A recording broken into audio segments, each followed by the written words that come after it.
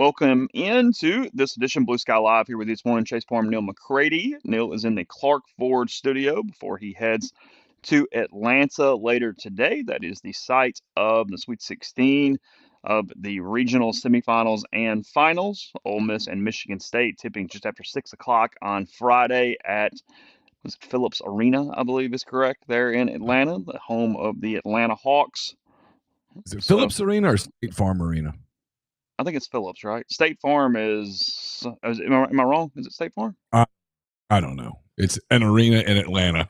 Okay. I'll go. Either way, I don't know. It's fine. That is not the main problem today. Somebody in the stream can tell me. At one point, it was Phillips. I'm almost positive. I thought State Farm was somewhere else, but it could be State Farm, and I could be incorrect. So it's cool. Um, Mike is shoddy, audio jacked up. Both of us or one of us? Because I can fix this in podcast form. So tell me now. It is State Farm Arena. Let's see. We had a little bit of a weird glitch right before the stream started, so if there is a problem, that might be what it is. Just give it a minute. Tell me if we're still cutting in and out, and then we'll get started.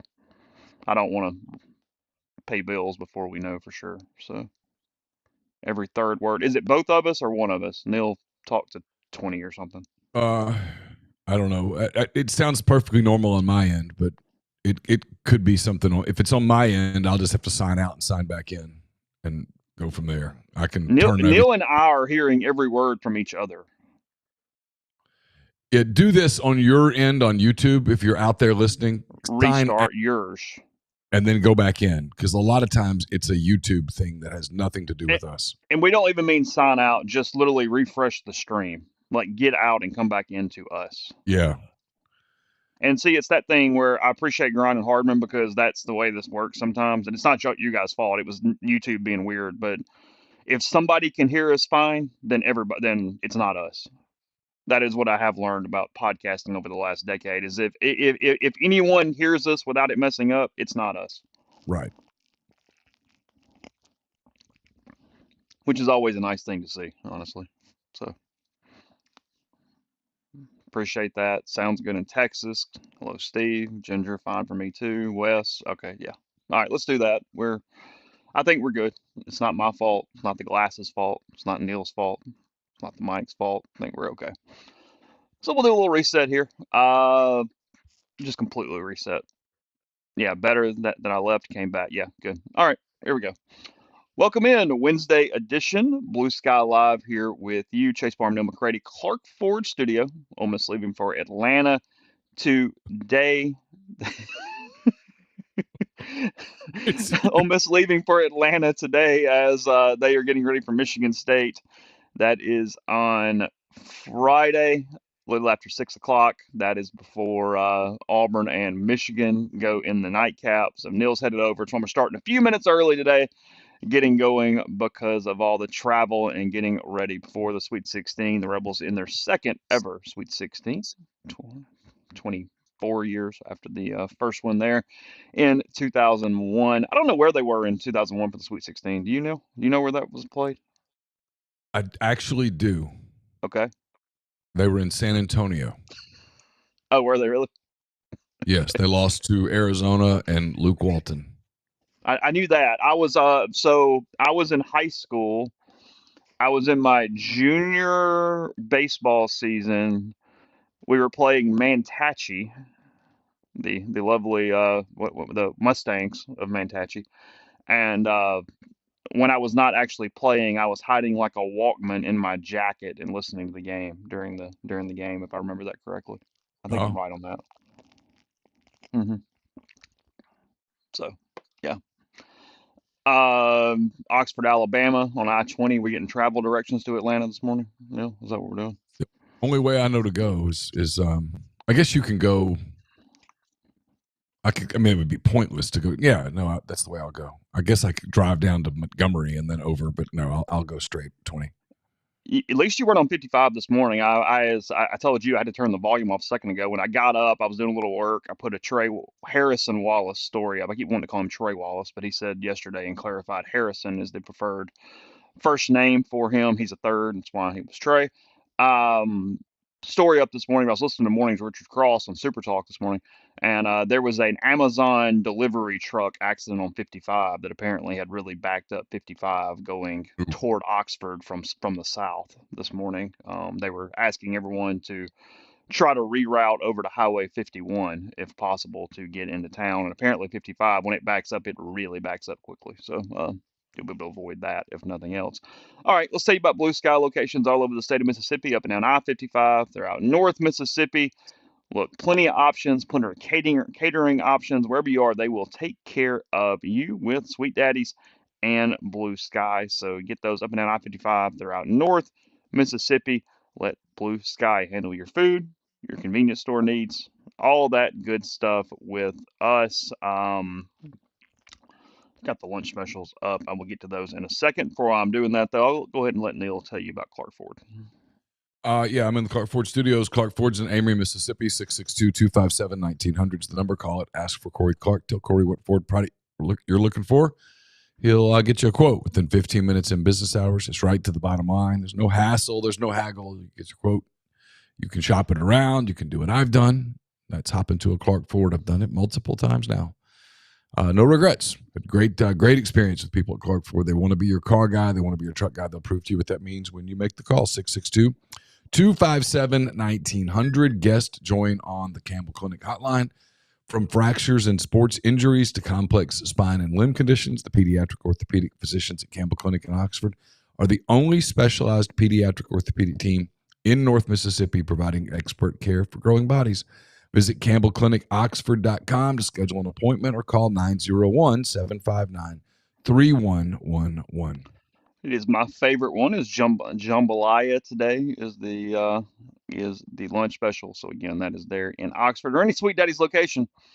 $5.69, couple sides bread, any size fountain drink. You getting going on the road pretty early this morning? What's the plan today? I'm gonna try to when we finish. I'm gonna try to get out and do a run because I'm fat, and I'm gonna go for a run, and then I'm gonna take a shower. My bag's fairly packed. I'm gonna throw some stuff in there. It's the one good thing about driving is you don't have to be like, all right, I'll just throw some stuff in there, and if I need it, I'll have it. And then I'm gonna get on the road and go. I might stop in Birmingham. I might stop at there's a fresh market that I like on 280. So I might go a little bit out of my way and break the drive up. I've hit that point where driving 5.5 straight hours just hurts. So I'll probably break the drive up and get there. I'm not in a big hurry to get there. Ole Miss has the first media op tomorrow, correct? I think so. They have practice at 10 Eastern. We probably need to talk about this. They have practice at 10 Eastern. I'll need to head over to the arena, and everybody keeps telling me, "Oh, you got to be careful walking to the arena." It's like, look, surely they'll have some security, and if they don't, and I get whacked, it is what it is. I mean, I don't. How far are you from the arena? It's there. There's not. It's so close that there's not even a shuttle. They gave us walking directions. Are we in an episode of The Sopranos? If you get whacked, I mean, if it happens, it happens. What do you do? It's just my time if I'm walking through downtown Atlanta at 9 a.m. and there's a drive-by. Is that what you're saying? Yeah, kinda. Okay. Okay. I'm not gonna go walking around in just a state of abject fear at 10 o'clock in the morning walking to the arena. But yes, they have. I'm staying at the media hotel. They gave us walking directions. So I'm assuming, and this is a hell of an assumption, that the last thing they want is a bunch of journalists whacked walking to the arena. So they'll probably have some security, I'm guessing. If they don't,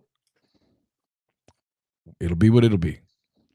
But yes, they have practice at 10, and then there's a media. I think Ole Miss goes first on the podium at 11:30-ish. It's beard and then players, and the locker room is only open for 15 minutes. You think Tony was for sure killed in the last episode of The Sopranos when he's sitting at the diner? I've never watched that show. I've never watched Sopranos. entire life. So I don't know whether Tony was killed or not. I think they've kind of confirmed now that while it's open to interpretation, that is the way the creator was thinking at the moment. There's a lot of signs to that. So Okay. you can deep dive it all over YouTube with think pieces if you so wish. You'd probably like Sopranos. It's not like so gory. I think you'd be freaked out for 6 seasons. Okay. Yeah. Or whatever it is. I've had people. Tony's a complicated man. You pick some stuff up. Yeah. I've had several people tell me, including my daughter yesterday, that there's a show I should watch. It's on Netflix, and now I can't remember the name of it, but it's something along those lines. Oh, really? But I can't think of it. I can't recall. I mean, I was in a daze all day yesterday, and I was up here. I was trying to write the Lane Kiffin basketball story, and everybody wanted to talk to me at once, and it was just a very confusing thing. Oh, you had like family and friends and everything. Like everybody wanted to like get a little nil in their life yesterday. Is that what you mean? Yeah, everybody kind of wanted a piece of me. And I appreciated that, but like I just kind of wanted to chill a little. Rizzo Not figured your it default out. setting. No, Rizzo figured it out, and it was like 9:30, and I was second quarter of Thunder and Kings, and he came in and kind of laid down next to me, and he went, and I was like, I hear you, man. And about 30 minutes later, I was like, you know what, Riz, we're not watching the end of this. We're going to bed. But he stayed in the room with you though. He did. He hung out in the room with me, and he watched the Thunder and the Kings, and I think he was like, hey, this is stupid. They're the one seed in the West no matter what. And I was like, you know what, Rizzo, that's a good point. We're heading to bed. So, gonna get into plenty of Atlanta stuff. I told Neil we're just kind of chatting today, and you guys are here. We're all kind of hanging out, waiting on Friday in a lot of ways. Two things. Let's do one first. I know this has been a much asked question, but no one is going to move a baseball start time for the basketball game on Friday. As currently scheduled, the baseball game is at 6:30. The men play basketball at 6:10 or whatever the hell it is, and the women play basketball around 9 o'clock Central that night against UCLA, with facing the one seed, and a heavy presence there for USA. USA, that would be a problem too. UCLA in the post for the Rebels with Lauren Betts, the center who averages 19 a game. And we'll get into some men's and women's stuff in a minute. But yes, game 6:30, barring there is at least I'm not reporting this, probably will not happen. There's the possibility of a doubleheader on Friday because of rain coming in on Saturday.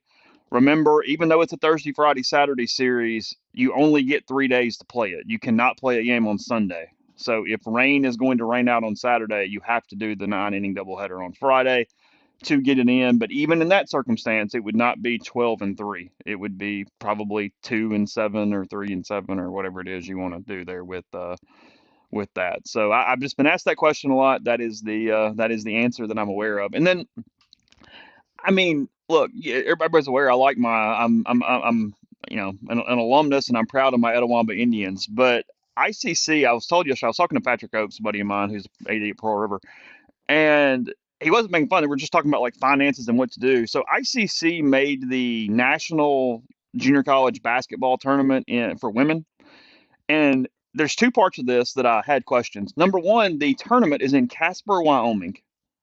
Okay. Can you ask me why we're putting the national tournament in Casper, Wyoming?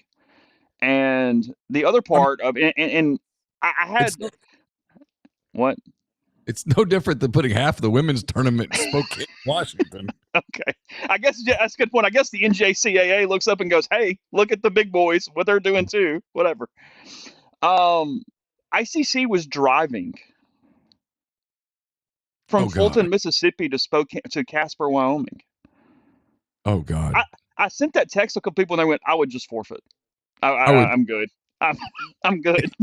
That ain't that much. I looked it up, and it's like 21 and a half hours, and it's 1,302 miles or something like that from Fulton to Casper. The NJCAA, it just means less.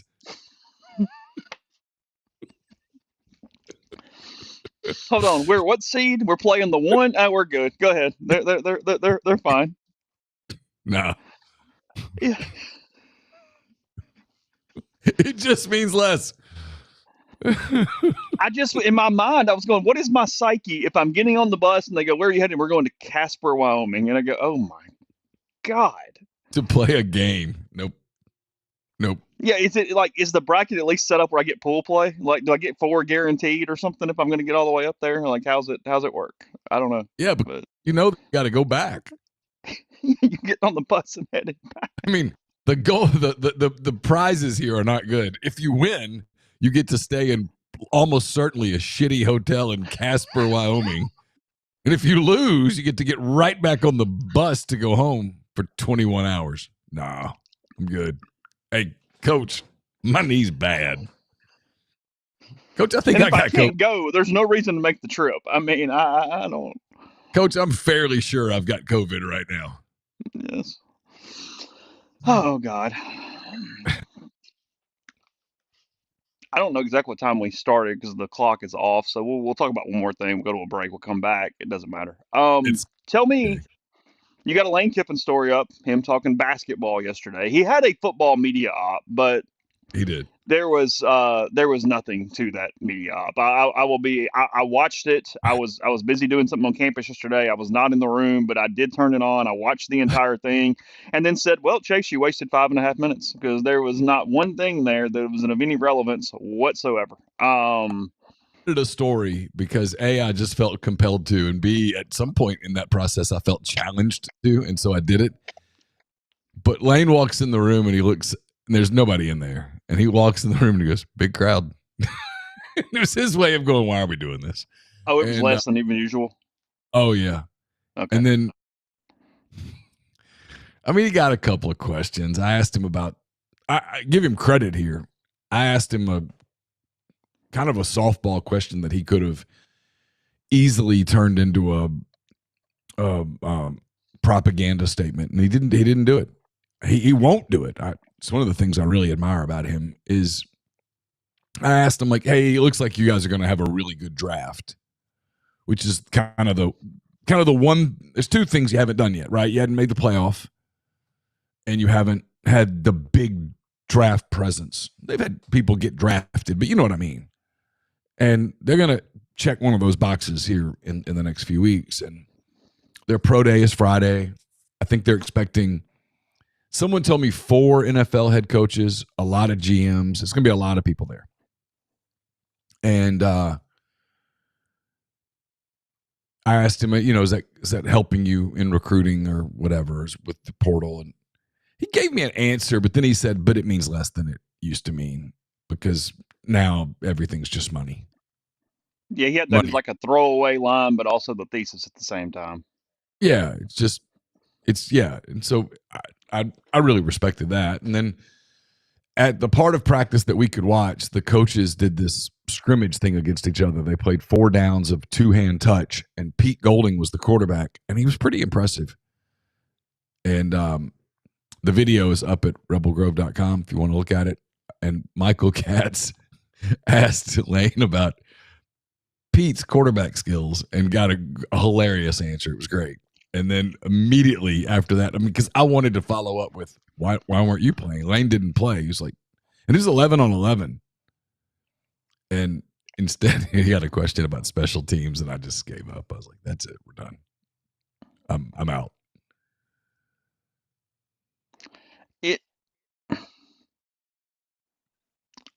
Actually, I looked it up after Lane said that Golding is the 3rd career leading tackler in Delta State football history. He's very athletic for a guy. Is look. Pete, if you're listening, I'm not shaming. I look awful these days, but I mean, Pete's a big guy, and he could pick him up and put him down. I mean, he was moving.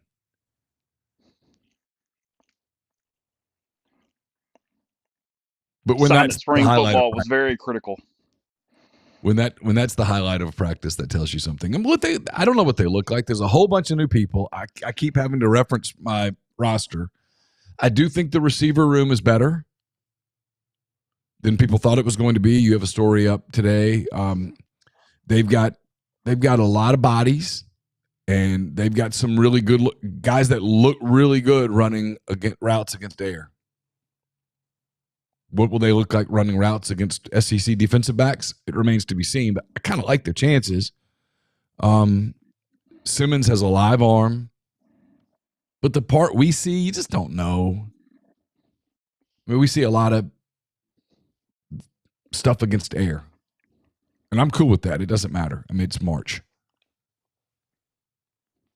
The people that turn March football content into this dramatic buildup, you're not fooling anyone.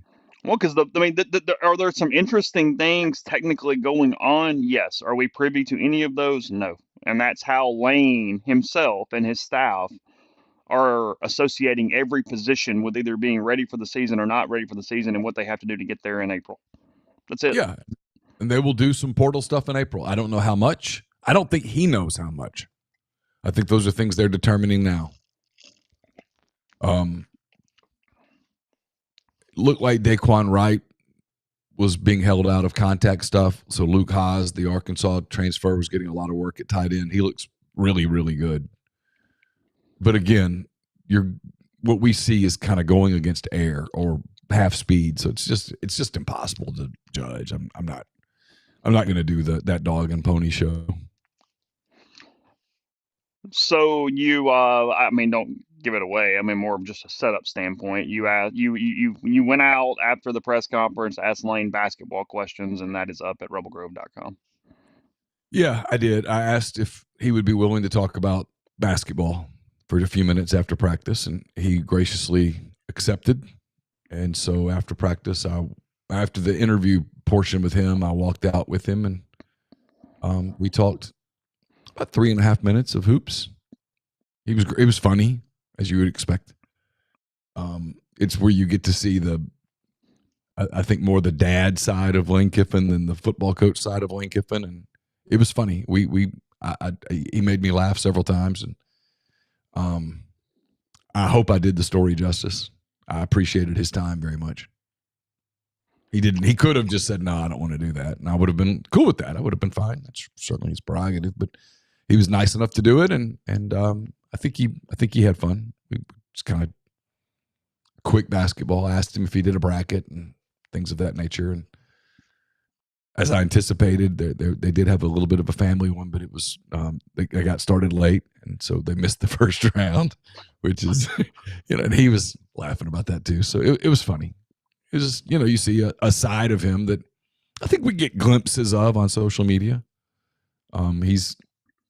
He's very much a girl dad as it pertains to Landry, and I think Landry's kind of a family organizer.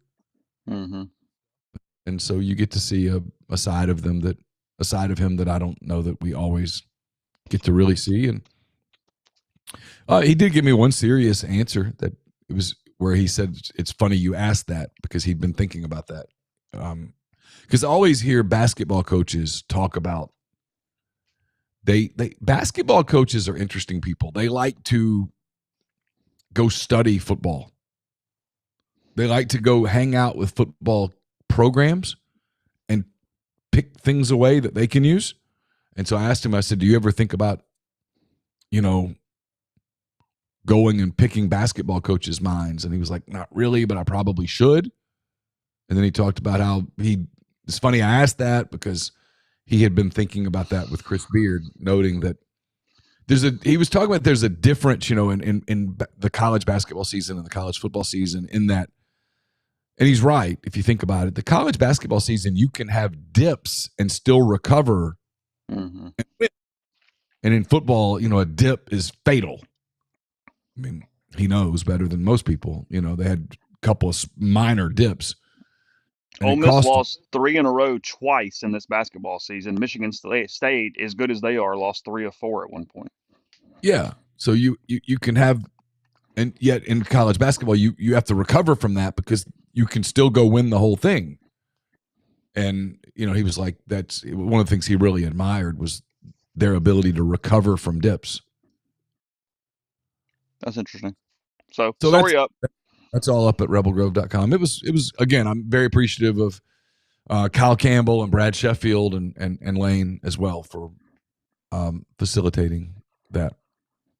That's Rebel Grove. Let's shift to basketball in a second. Let me tell you about the Declaration of Independence Center for the Study of American Freedom. It's located on the Ole Miss campus, and they aim to explore and examine the fundamental founding principles of the United States of America. The center offers an academic minor in freedom studies, scholarship opportunities for Ole Miss students to bring along lots of networking potential. To learn more, contact Stephen Skoltedi or Rankin Shirley at freedom@olemiss.edu or visit independence.olemiss.edu. We're brought to you by Comer Heating and Air, Southern Air Conditioning and Heating, different names, same great people, products, and services. If you live in Oxford, Batesville, Tupelo, that area, call Comer 662-801-1777. If you live in Memphis, the surrounding area, call Southern 662-429-4429. Brought to you by Window Hero. From window cleaning to pressure washing, gutter cleaning, gutter guards, and everything in between, Window Hero has the experience, expertise, and equipment necessary to make your property look and feel brand new. If you're in North Mississippi, you want some help with your windows, gutters, and anything in between, call Window Hero 662-510-7077. Get an estimate. Learn more at windowhero.com. Oxford locals and Ole Miss families, if you need dry cleaning or laundry done right, Lapel's Dry Cleaning has you covered, proudly serving the Oxford community. Since 2016, Lapel's takes care of everything from suits and formal dresses to comforters and everyday laundry. Even better, they offer free pickup and delivery to make your life easier. Just call 662-638-3149 to be added to their pickup and delivery route, or visit them at 3010 Old Taylor Road, right across from the Mark Condominiums. Mention Rebel Grove, you get 50% off your first order. Trust Lapels to keep you looking your best. Are you retiring soon? Well, how long should you wait to take Social Security? What accounts should you pull from first? These are just some of the questions that can only be answered with a personalized retirement income plan. Andrew Sego Wealth Management specializes in helping folks just like you come up with their retirement game plan. Whether you meet at his office in Collierville or prefer Zoom from anywhere, schedule a free discovery meeting, see what they can do for you. It's rebelsretire.com. We're also brought to you by Arnett's Fine Jewelry. It's a fourth-generation jeweler located in the old Lammons Jewelry Building on North Lamar Avenue in Oxford. They offer expert jewelry repair. And then obviously any jewelry issue thing that you're looking for, they've got it. Engagement rings, wedding bands, stackable diamonds, much, much more at Arnett's. They want to be your jeweler. And we're brought to you by Argent Wealth. They're based in Ridgeland, Mississippi. They've got clients in more than 20 states. They provide detailed, specialized investment management, financial planning, retirement planning for individuals and businesses, and much, much more at Argent. Investing is treated like a commodity. Decisions are made using objective information and research, not emotions. So get in touch with them at myargentwealth.com. So I looked this up. It mentioned in the stream, and we'll close the book on Casper after this. But yes, a place called Sherry's Place is the #1 rated restaurant in Casper, Wyoming, out of lots of options. It's an American cafe, closes at 2 o'clock, Monday through Friday. So I don't know what your best option is after 2 o'clock during the week. And they are completely closed on Saturday and Sunday. So appear to be a breakfast, lunch place, vegetarian friendly, gluten-free options, vegan options. Donut Thursday. They make homemade donuts every Thursday. Somebody left a review just last month, said I definitely recommend this restaurant. Family and I go often, and we're always treated like family. Love the food and the staff. You will not leave hungry or disappointed. There you go. So, that's the #1 place, Casper. Yeah, I need to text my Indians. Let them know that's where to head when you get there. So I can feel the excitement when they hear the news. Homemade donuts. Yes. Their AD Chad Case is going to go. Whoa, okay, here we go, ready. All right, let's make sure we stop in, get it going. Got to get there before 2. What's Ole Miss doing for like dinner, like in Atlanta and stuff? What are the kind of the teams like? What's their dinner situations? They get just pick restaurants or whatever, or what? No idea. Okay. Ask Chris. He probably would enjoy that part of the conversation. He would love that versus, hey, how are you attacking the 2-3? I mean, like that's not the answer. So yeah. Yeah. What did you do for dinner Wednesday night? He might really enjoy that conversation. So And you never know with him because you might get him in the wrong mood where he looks at you like, I'm not doing this right now. Well, you don't. You need to know a percentage of locked in. Yeah, well, that's the thing with that is that if he's just kind of having a moment and he's killing time, okay. But and now look, he never goes to 1 on the locked in. It starts at like 5.5. I got a feeling right now he's somewhere around 106. Okay. I just don't know. I don't know that you could. Chris, did you know that the Earth is continuing to revolve around the sun? Nope, not right now. We're focused on Michigan State. And I would actually believe him. Yeah, day before game is not the time to ask Chris a bunch of philosophical questions about life. That is not the moment for that. So, 3 experts on ESPN all picking slight Michigan State wins. That's not a surprise at all.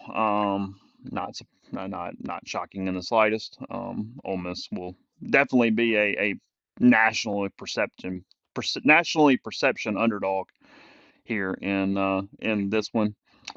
ESPN had Ole Miss rated. They ranked the 16 teams remaining and had Ole Miss 14 of the 16. They had them ahead of Purdue and had them ahead of Arkansas. Purdue, interesting, is a 4 seed there. Nobody's giving Purdue much of a chance at all against Houston here this weekend, including me. I like the Cougs against the Boilermakers in that one. Did you see Purdue is the Purdue starting lineup is all guys that started at Purdue? Really? Yeah. Everybody else is like just transfer portals. Well, that's cute. Okay. I mean, Purdue is homemade. I mean, had you said that was the case with some team, I would have maybe guessed Purdue. Like it felt definitely Big Ten-ish. Had you said one team had that? Yeah. I think Purdue would have been the answer. Again, they have Ole Miss ranked 14 out of the 16 teams. It says, let's see, here it is. Their paragraph on the Rebels says at both the junior college and Division II levels, where roster turnover is the norm, Chris Beard led multiple programs to postseason tournaments. He's navigating the turnover in Division I as well. 2 transfers. Matt Mooney and Tariq Owens were starters on his 2019 Texas Tech team that reached the national title game. Ole Miss, the 4th D1 program he has led to the NCAA tournament, is also full of transfers. All SEC 3rd team selection Sean Padula and Jalen Murray are at their second schools. Dre Davis and Malik Deer are playing for their 3rd college programs. The moving pieces don't scare Beard. Throughout his career, he's proved he can thrive when tasked with adding new players to a roster. This Ole Miss group has come together and playing at their best, 49% from the 3-point line in the NCAA tournament in the final chapter of the 2024-2025 season. So that is their write-up there on ESPN. Can't argue. They're going to play Friday night at 6-something. It's going to be 0-0 when they start. They'll toss the ball up and start the clock and keep score. All the respect stuff is the most overrated. If it motivates you in the locker room, awesome. I'll never really understand why fans care. They're going to play the game. And that's forgotten in 2 minutes. We're just playing and got to deal with that cat after that. Like that's it. There's no next. No, just go play. I mean, it's going to come down to Purdue. Michigan State is going to try to get Ole Miss to take bad threes. And Michigan State is going to try to dominate the glass and control tempo. And Ole Miss is probably going to try to make sure that they limit the rebounding damage and that they make the extra pass and knock down the 3. If they keep shooting well, they're going to have a real chance to advance. If they don't, they probably won't. Both teams will be locked in as hell. Nobody overlooking anybody, nobody disrespecting anybody. I assure you, Tom Izzo has Chris Beard has Tom Izzo's full attention. In fact, Tom Izzo said as much yesterday. He had a kind of ended up being a bit of a fiery answer. What happened? No, I didn't say this. He was asked about the portal, and he said, "I'm not fooling with the portal right now." Oh, did I have 15 guys who have gone all in for me for this team. I would be doing a disservice if I spent time this week focusing on next year. We're focusing 100% on this week, we're going to try to win a game on Friday and then try to win a game on Sunday and get to a Final Four and make a lifetime of memories that will last kids, grandkids. And he's not wrong. And he said, and if that hurts me next year, so be it. It's fair. More than fair. Perfect. So, I mean, are there people on his staff that are spending some time on the portal? I have no idea. So, and I know this is not perfect, and there's probably not a perfect. Who's the best comp for Michigan State that Ole Miss has played in the league? Is it Tennessee? Probably. There's probably some people in the stream that can answer this better than I could. They're. I mean, look, you know what you're going to get with Michigan State. You're going to get dialed in, physical. They're going to play hard. They're going to rebound well. They're going to close out on threes. They're going to, if you don't run your offense right, they will make you pay for it.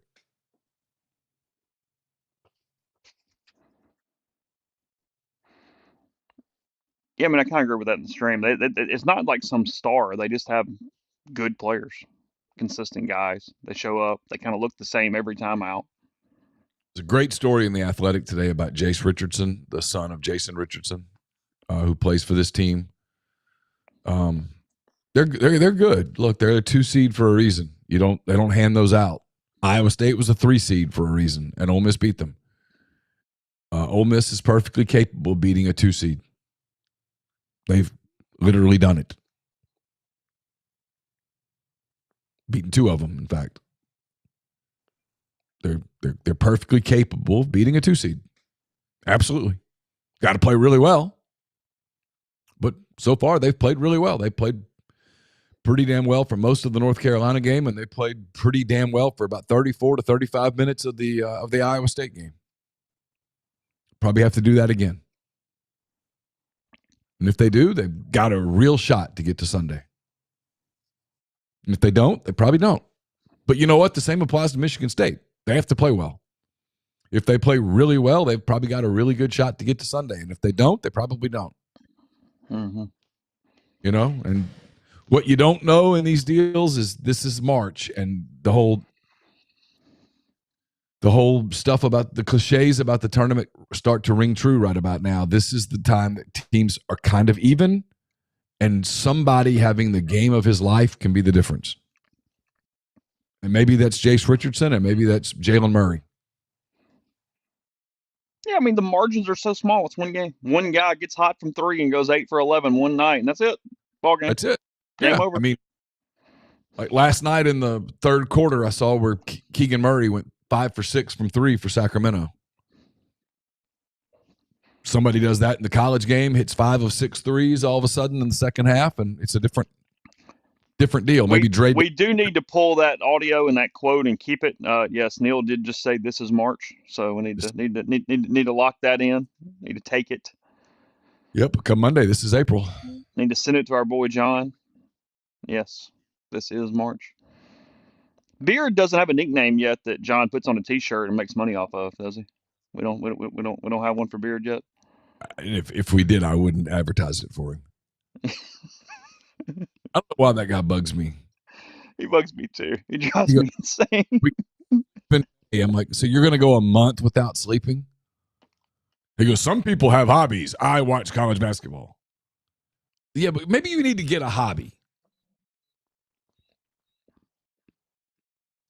It's a shtick. Yeah. Yeah, it's go in the show intro. Pull it. Gotta be shtick. Gotta be. Let's pick these things. The only game yesterday we picked was BYU Alabama. And you have a feeling on the Cougars here. A little bit. I'll probably pick Alabama, but I think Bama's got to play really well. BYU throws some stuff at you offensively that is difficult to prepare for, and Alabama doesn't defend anyone. I mean, this thing's got a chance to turn into a track meet. I think I like Bama, but boy, I don't feel great about it. You're not laying the 5.5. Mm-mm. No, I'm not either. Over under now sitting at 175.5 here, so we're Somebody's got to get into the high 80s to turn this thing over. They both could. It's just, Yeah, you know, it's a you big don't know. number. It's a big number.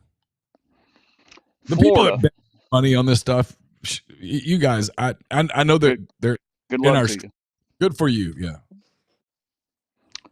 Florida minus 6.5 against the Maryland Terrapins on I like Thursday. I like Florida here, and I'll lay the points. I think they've I think they have they withstood their scare. I think that's right. Yeah, I like Florida big. I think Maryland got that bucket at the last second. They're not going to be. You're not ever happy to be there necessarily, but Florida gets on you early. I like the Gators. That's at 6:39 TBS and True. 8:39 on CBS. Got Arizona and Duke laying 9.5. You like the Devils to cover with double-digit win? It's a big number, but if you made me bet the game, I would bet Duke and lay the points. I'm with you. Yeah, I got that too. They're really, really good. I don't know that Arizona has, nor does anyone else really. I don't know that Arizona has anyone that can stop Flag from doing whatever Flag wants to do. Arkansas and Texas Tech. Texas Tech minus 5.5 against the Razorbacks. I haven't think seen Texas Tech much. I know they got the win over Houston, but maybe of any of the 16 teams in the field, they're the one I know the least about. they are athletic. They're physical. They're really good. Here's what the deal with Arkansas is that Arkansas is playing really well, and now they're getting healthy. Is it Adu Thero or Thero Adu? I always screw it up. However you say his name, Yeah. he's 16.7 boards a game, and he's back. And I know Cal said he's going to play 12 to 15 minutes. He's going to play more than that. I just know how this works. But he gives them depth. And the one thing that was the real knock on them late in the season was, man, they're just 7 guys. Now they're 9 guys. Big damn difference between 7 guys and 9 guys. Now they're 9 guys. I don't hate Arkansas and the points here. Texas Tech might beat them, but I don't mind getting 5.5. Arkansas is playing really well. I like the 5. I like getting the 5.5. Yeah, Tech may win, but I think Tech probably does win, but I kind of like it to stay inside that number. And in basketball, if you get over 5, I feel like you can try to hedge. You know what I mean? Like I feel like that's an okay spot to be taking the points, but not the win there on the money line. 5's kind of my number because like 2.5, just take the freaking team to cover. I don't want anything to do with that. The But crazy part with Arkansas the other day was like they did not shoot the ball at all from 3, and they still beat St. John's. mm-hmm. You know, I mean, what you wonder with them is what happens if they have a game where Brazil or Davis or someone starts making some shots. But we'll see. I mean, here's the thing. In that bracket, I don't think any of those teams are beating Florida. So a lot of this feels like just formality. Ole Miss Michigan State is the first game on Friday. I mean, if nothing else, it sets you guys up if you can pull one off. Talk about having a nice leisurely Friday night. You got 3 more games to just sit back and watch and hang out at that point. Grind, that's a good question. Actually, I'll get to it after the break. I think I'm probably going to annoy people with the answer to that. Michigan State, Ole Miss. We're not going to pick it right here, but Michigan State minus 3.5 on this one. Total 143.5 is the over under, so just over 70 there. That's a big over under. Give me the under.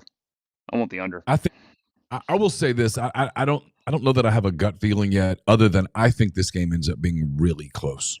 I mean, I think if you've got your Whoop or whatever on, it's going to start warning you about your heart rate. I think this thing's got coming down to the last minute written all over it, which I'll go back to Nashville for a minute. I think Nashville has really helped this team. And the fact that they played a Sweet 16 team, Arkansas, into the final 30 seconds, hell, into the final second, I think is going to benefit them a little bit this week. They are familiar with that feeling. Grind pointing out SEC went 6-2 versus the spread in the round of 32, so they covered 6 of the 8 games, 75% for the league from a gambling standpoint. Tennessee and Kentucky, that's one to watch. 6:39 on TBS and True. I'm all in, completely in, 100%. This is a 10 for me. Yeah, it's a 10 on Friday night. I hate this for Tennessee. Do you really? I do. I hope Tennessee wins. Oh, I really? don't. Why? I just do. I like Rick Barnes. I like Zakai Ziegler. I like their team. Um, Okay. Kentucky still to this day, even though they're a little more lovable now, they're still Kentucky, and their fans are just obnoxious. And I don't like this matchup at all. This is not a good matchup for Tennessee. Butler's a problem for them, and if Kentucky shoots well, they're going to win.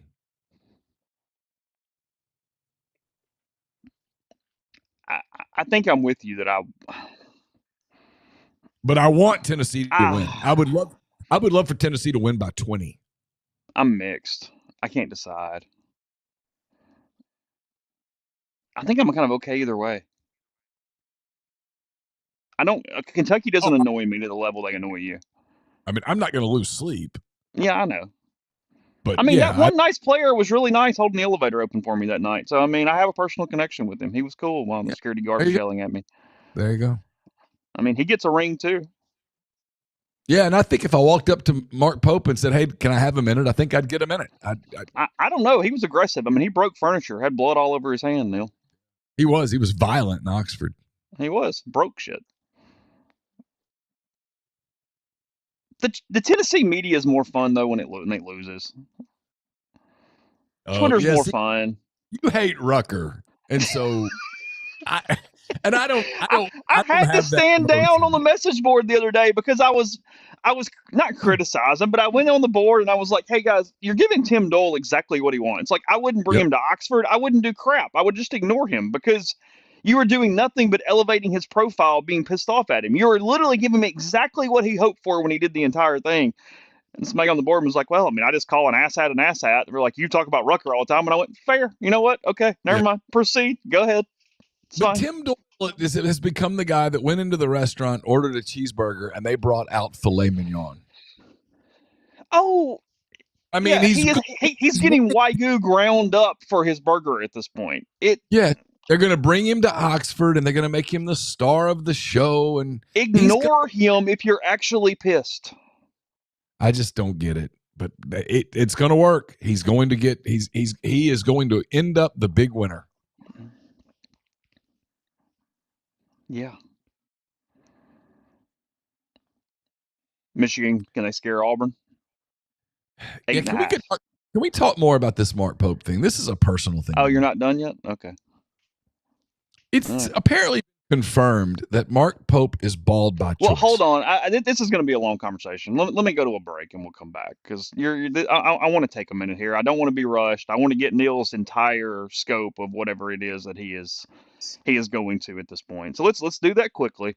Okay. First, AnySpark, fastest, most reliable fiber internet option available. Whether you're streaming the Rebels or connecting with family and friends, they offer both residential and business packages with speed to 2 gigabits. To learn more, register for service, nespark.com. AnySpark, get connected, stay local. I already can feel things building up here.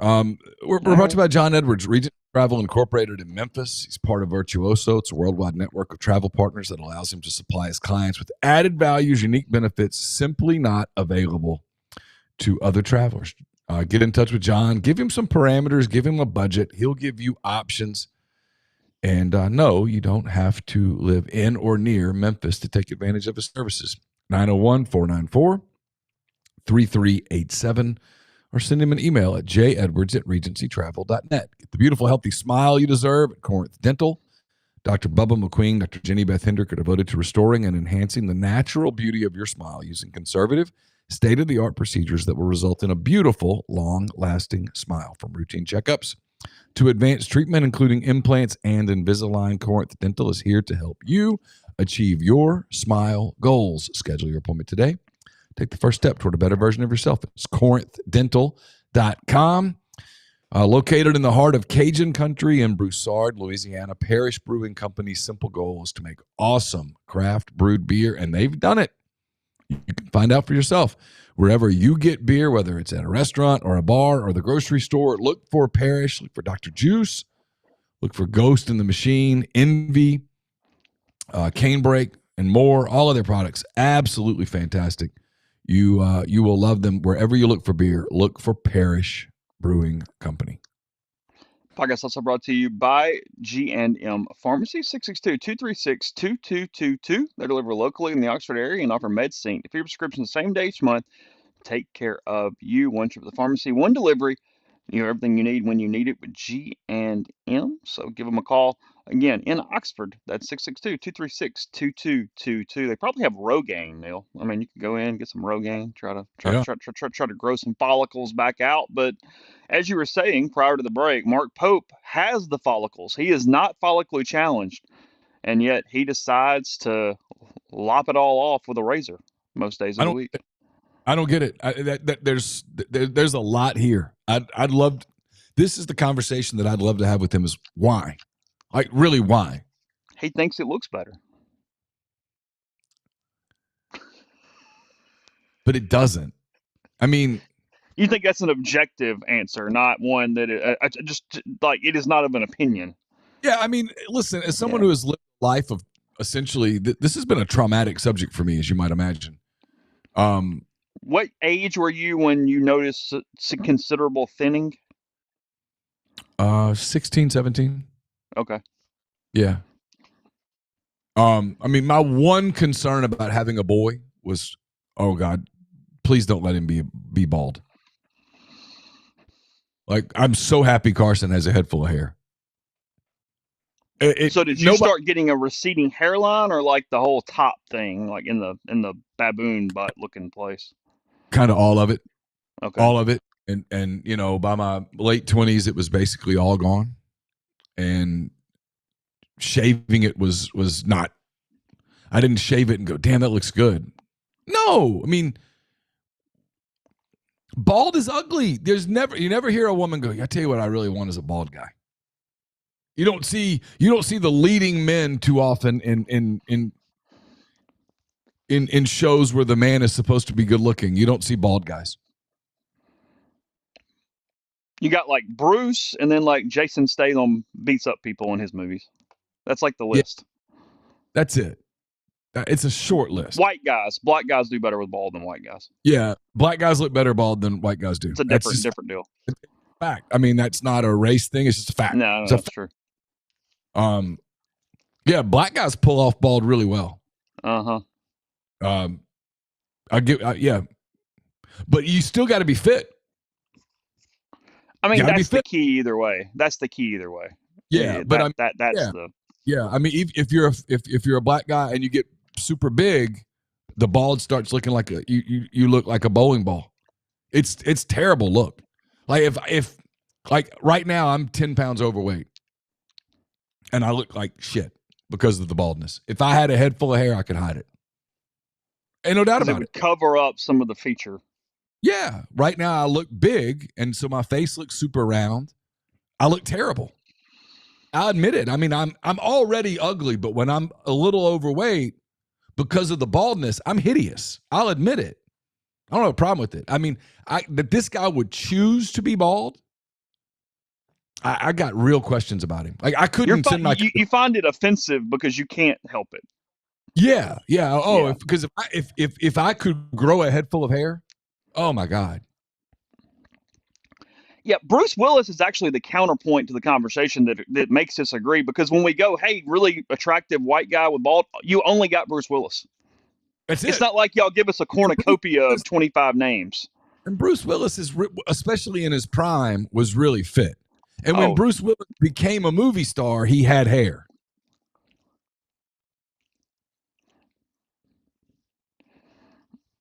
And Jason Statham is really fit, like strong. Oh, I mean, he's a freak show.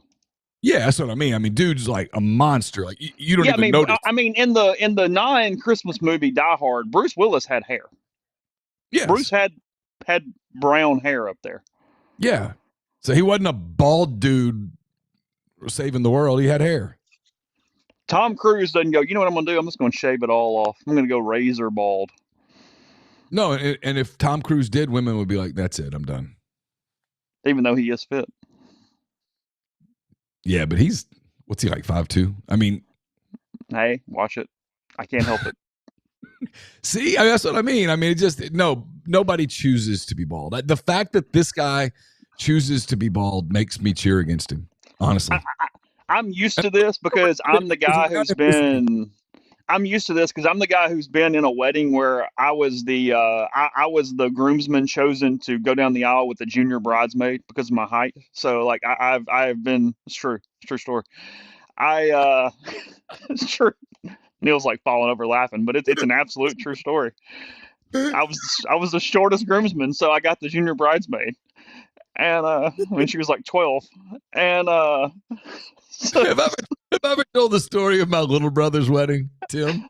no, We're at Tim's wedding, and we're at the rehearsal, and the minister was not happy with us because we'd all had a few pops that day, and we're practicing the lineup, to escort grooms and bridesmaids. And Tim has a friend named Brant Mitchell, who I think lives in Nashville now. Brant, if you're listening, hello. Funny guy, redheaded guy, kind of overweight at the time. We're doing the math on who's got who. Brant's bridesmaid, she had a healthy appetite. Brant goes, I always get the big one. that's terrible. That is terrible. I laughed so hard. I mean, I was in tears at the time. He was always get the big one. Well,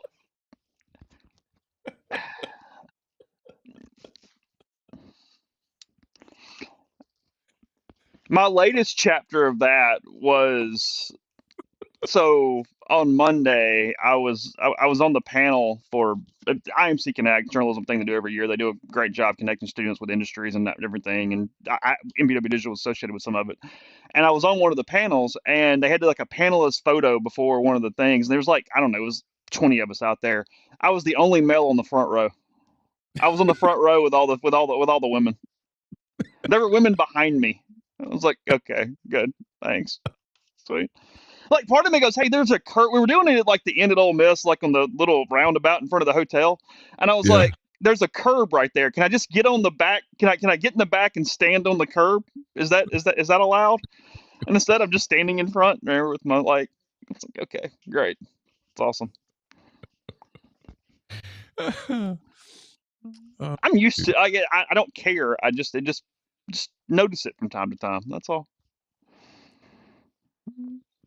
But yes, Mark Pope is less likable by far because he chooses to shave his head. Yeah, it's psychopath. There's something weird about that, and so I hope Rick Barnes smokes him. That might be now that we're talking, that might actually be the tiebreaker because I was sort of whatever on this. Because my biggest issue with Kentucky, I told you, is that they actually are like, juice box team. I want Kentucky to be the mafia. So I need a reason to hate them. If Calipari was there, I'd be pulling for Kentucky because they make me laugh. I don't hate them. They make me laugh. Yeah. It's different. So Michigan, Auburn, 8.5. Yeah. We're not going to get it, but a Kentucky-Arkansas national final would be an absolute study in psychology. I mean, we're not going to get it, so it doesn't matter, but it would be if the basketball gods came down and said, you can have any matchup you want in the final. I'd say, give me Ole Miss because it's business. And if the gods goes, nope, Ole Miss can't be in it, I'd go, okay, give me Kentucky, Arkansas. Sign me up. I mean, if you told me, like literally, you can determine what happens in the tournament, but it can't be Ole Miss, I'd go, oh, God, give me Arkansas beating Kentucky on a last-second shot in the final. Yeah, beating. No. If you're going to play that game, Cal has to win. Cal has to win, and preferably on some lucky, like, crazy shot. Kentucky hits the 3 to go up 1 with 2 seconds left, and Arkansas gets an inbound and a heave in the damn thing. The Gordon Hayward shot, but it goes in. No. It'd be even better than that. We would redo. Arkansas would play the role of Duke and make the crazy turnaround jumper. Trevin Brazile would play the role of Christian again. Oh, sign me up. It'll never happen because neither team's getting that far, but God, that'd be awesome.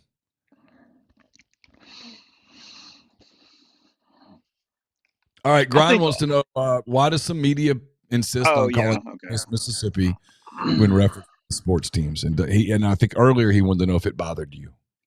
Yeah. So what the why is that the Associated Press does not recognize nicknames in first reference. That's how this all started in a lot of ways from a media standpoint. Is the Associated Press and the Associated Press rules, they call for official names on first reference. So a lot of times what you'll see is Mississippi raced out to a big halftime lead and knocked off Iowa State 91-78. Ole Miss was led in scoring by Matt Morrell, Jamin Brakefield, and whatever. And that's the way that would work. There are some media members that do it because they know it bothers Ole Miss people. So like Pat Forty, he does it nonstop in everything he writes, and he does it on purpose because he knows it bothers people. Because Yes. he's a dick. Um, but I am one of the I am one of the people who I don't actually. I was sitting in the press box at baseball last night discussing this with Jeff Robertson. I don't understand why it bothers people to the point that it does, because you are the University of Mississippi. Like I understand it bothering you, I guess, if somebody's doing it just to be difficult. But in general, I don't think it's a bad thing. I mean, Alabama is Alabama, is the University of Alabama. Georgia is the University of Georgia. Like I understand the nickname in a lot of ways, and I guess you should go with it. But I don't know that there should be a emotional component where it really, really, really bugs you. Now, the amount of time that people confuse you with Mississippi State and vice versa should drive you insane because it's idiotic on all levels. But no, I really just my pulse, and I don't mean now that I'm in media for 20 years, just in any time in my life, my pulse has not raised by one single beat because I have seen Mississippi unintentionally or by rule put first instead of Ole Miss. Like I just, Mississippi Rebels looks kind of weird because we're not used to it, but just saying Mississippi, I don't have a problem. Now I do wonder if all of your sports fans from Dubuque would even understand that that means Ole Miss. But that's more of a marketing issue than being bothered by it issue. I was at a bar in Milwaukee, and there was an Iowa State guy to the left of me, and we struck up a conversation. And he was from Dubuque, and I started laughing. I was with Adam Patrick, and he was really laughing about it. And now I wish I had him. I wish I had his number. We'd call him and say, "Hey, if they said Mississippi, would you know that was Ole Miss?" My guess is no. By the way, the Iowa State people were some of the nicest people. I mean, they really were. They were everyone I met from, because I didn't understand that Iowa State had the Cardinal thing. I guess I'd never paid attention. What? Iowa State mascot is a cardinal. Oh And so, yeah. Now that you and so, say that, yes. so I'd forgotten about it, and I'm sitting at a bar which is, I think, was the story of the last 5 days of my life, and I'm looking at these two guys. They're Iowa State people. It was before the games on Friday. So Iowa State had the early game and Ole Miss played after them. And so I was just getting some lunch. And I looked over and we were talking to them, and I looked at their shirts, and they both had the Cardinal, like a St. Louis Cardinal. And I was like, aren't y'all the Cyclones? I don't get it. So they tell me the whole story about how they used to be the Cardinals, but they won some game against Northwestern, and they wrote that it was like a cyclone. And then for a while, they were a half Cardinal, half Cyclone. So see, Ole Miss isn't the only one that has total confusing mascot issues. Well, we're in sports media and have been for a long time and have an affinity for the state of Iowa. And I would have said it was a Cardinal and I would have gotten it right, but it would have taken me about 5 seconds to remember it when you said, "What is Iowa State's mascot?" Yeah, Cyclone. It would have taken me a second. No, no, no. I mean the bird, like the Oh, actual stuffed mascot. yeah. I would have known it and I would have gotten it right, but it would have taken me 5 seconds to think about it. Yeah, I don't think I knew it. And I should have, Okay. because I've seen it before, but I guess I'd not really paid attention to it. And then Because his suddenly name is Cy, because they do the Cy Hawk Trophy, so I knew it from that. Like I knew that his name was Cy with the Cyclones. okay, Yeah, interesting. that's how we got there. So no, it does not. It does not bother me at all. It just doesn't. Um, I feel like I had a hat when I was little that said Mississippi Rebels, and that was kind of weird. Um, all right, two more. Let's just get through these real quick. Are you taking Auburn minus 8.5? No, I like Michigan plus the points. Dusty May would have won games here too. Yes. It's a good basketball coach. I mean, we could go down this road. I had a conversation with someone who really knows football really well. We were talking about Lane and what could have been and what happened and all that stuff. And he was like, look, Kiffin's a perfect fit there. He's done incredibly well. He goes, Dave Doran would have won games. Period. Dave Doran was not a bad hire at the time. I mean, he's not Lane Kiffin, but no, he would have been perfectly baseline at the time. Stability. No, yeah, Michigan minus. I love Michigan plus the 8.5. I think Auburn might win, but give me the 8.5 and let's roll. Yeah, no, I'm not flipping my commitment to Iowa State. I'm sticking with the Hawks. There's a emotional attachment there from a. Neal's a front runner. He wants the flagship school, not the land grant institution. That's the problem. It was a day in my life where I needed some. I needed some emotional and moral support, and I walked into a bar in Chicago, and it ended up being an Iowa bar, and they were super nice to me, I've been Iowa since. I'll stick 14 with the marathon. Yep. That Saturday. Yeah. I needed something, and it came in the form of an Iowa watch party. I like Houston a lot, minus 7.5 against Purdue. Yeah, I do too. I like Houston. I don't believe in the post Zach at 80 Purdue in this game against the Cougars. All right, let's do this. Give me 2 upsets that if not that you're picking them, but if the basketball gods came down and said there are 2 upsets in the Sweet 16. Okay, does any upset count? Like as long as they are a lower seed, period, it counts. You can do that. Sure. Okay.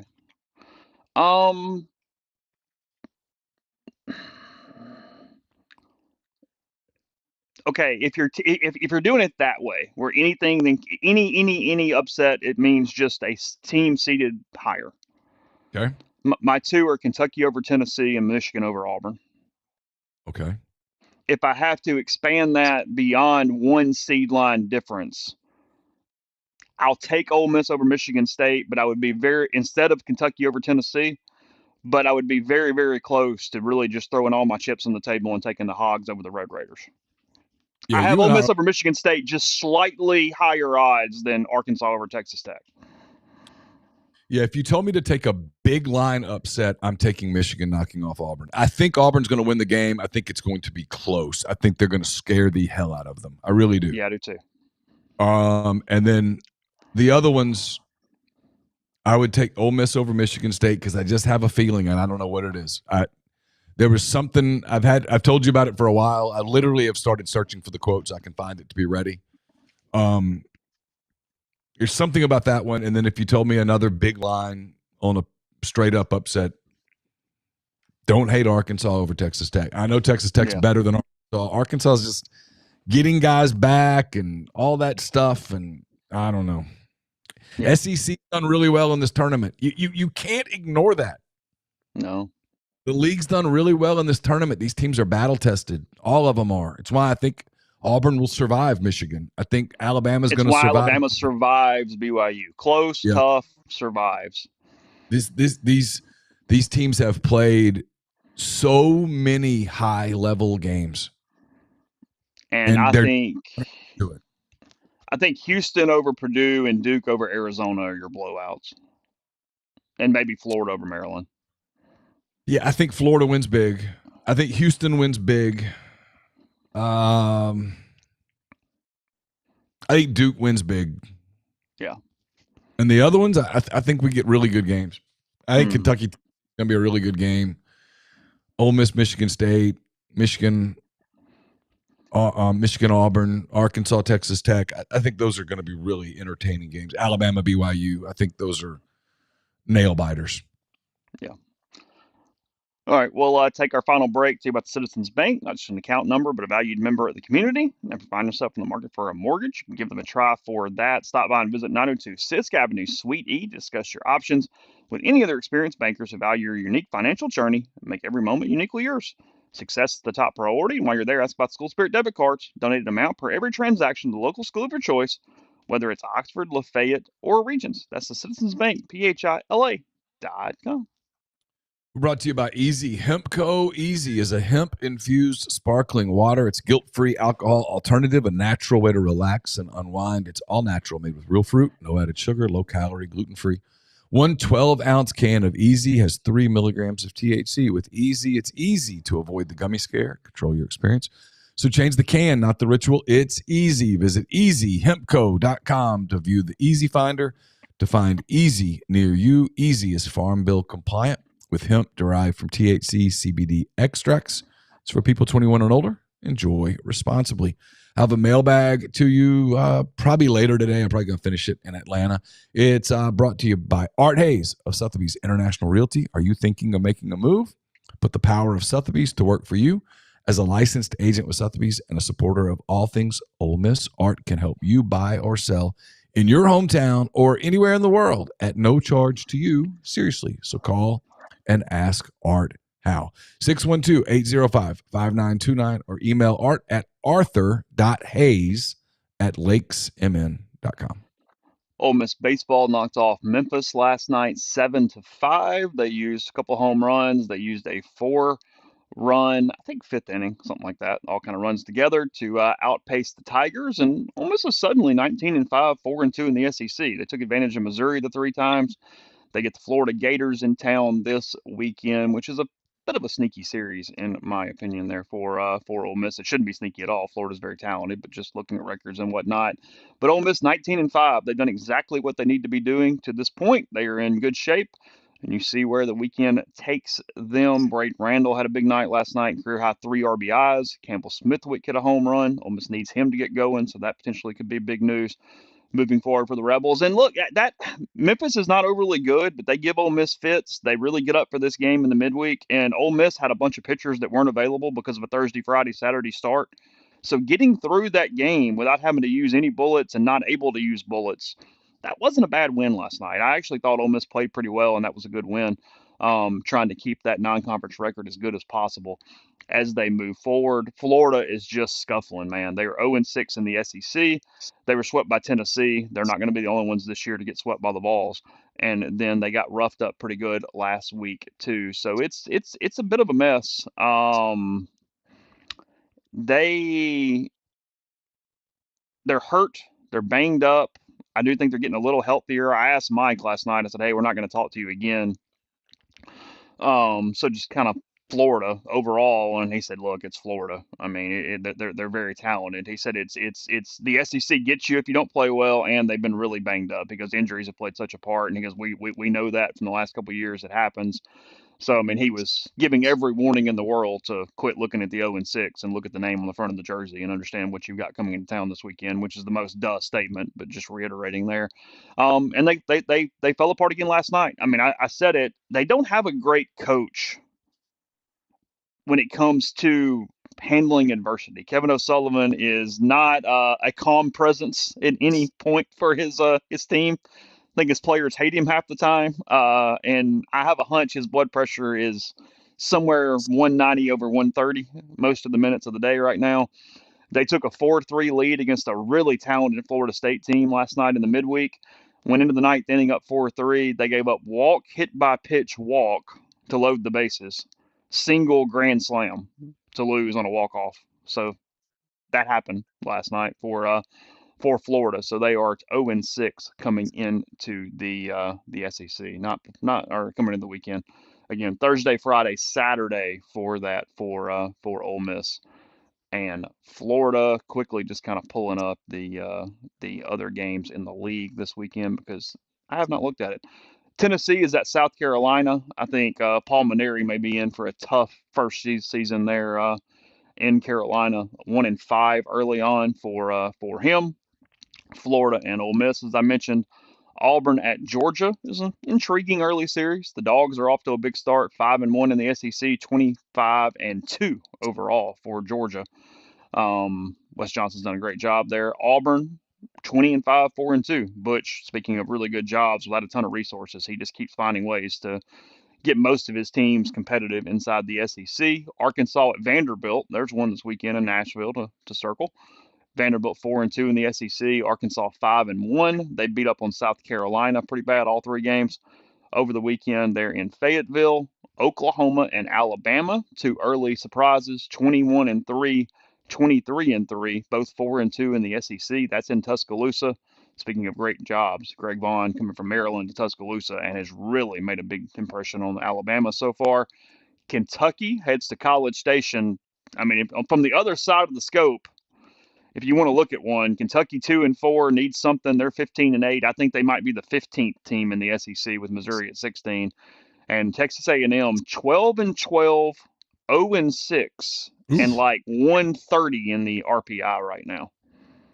And no basketball to distract. And no basketball to distract. Just A&M doing A&M things.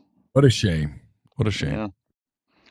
Yes, Florida does not have a Jack Caglianone right now. They could use him. That would help. He would benefit. He pretty much would help anyone. Yep. Mississippi State is at LSU, so the 1-5 Bulldogs doesn't get any easier. They're in Baton Rouge this weekend to deal with the Bayou Bengals. Not going to be an easy one down there. And then that leaves two teams. Do what? It's almost like the league is just really hard. Well, yeah, you like get through a couple weeks and go, okay, where's the breather? Well, you're in Baton Rouge this week. Good luck. Let me know how it goes. Good luck. It's what made Ole Miss's wins last week so important. Getting 3 instead of 2 was incredibly critical. And then Texas go do the same thing. Texas 20-3, 5-1 in the SEC, and that 20-3 also includes a win over Ole Miss in the non-con. They are in Columbia, Missouri, to face the Missouri Tigers. So Texas at Missouri. Texas probably breather. Staring at 8-1. Yeah, there's the breather. All your hitters can get those stats up because, good God, they suck on the mound. Oh, boy, they're bad. I mean. Yeah, Ole Miss hit some balls Sunday that I'm not sure have landed yet. I mean, you said it because you and I both had the same thought and we weren't talking. Ole Miss got down 4 runs in like the 4th inning and you kind of just shrugged and went, all right, fine, whatever. They'll hit it eventually.